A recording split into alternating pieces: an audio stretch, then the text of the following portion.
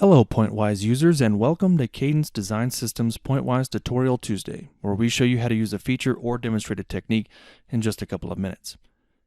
In this video, we highlight the 3D subgrid feature.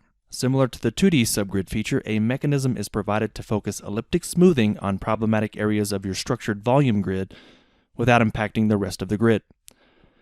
First, I'll demonstrate how a user can define a 3D subgrid. Subgrids are accessible through the Grid Solve task. Select the structure block if it isn't already and initiate the task. While under the Subgrids tab, ensure your block is selected, and from within the Add frame you can begin the process to define your subgrid.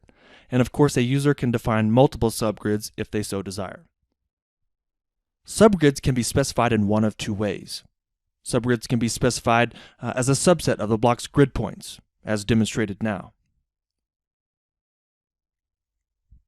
Or a user can interactively pick grid points using the cutting plane functionality, as demonstrated now.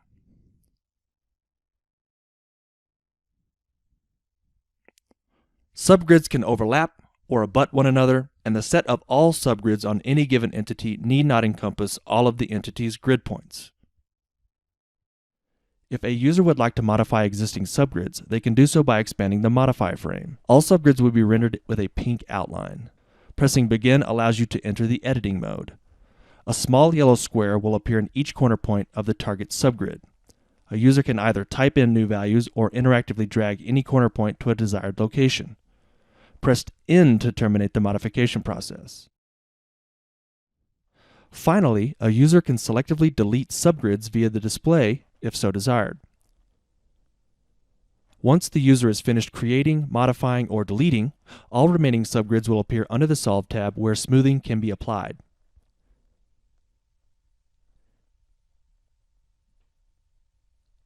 If you liked this video, please check the thumbs up button or subscribe to our channel for more videos like this.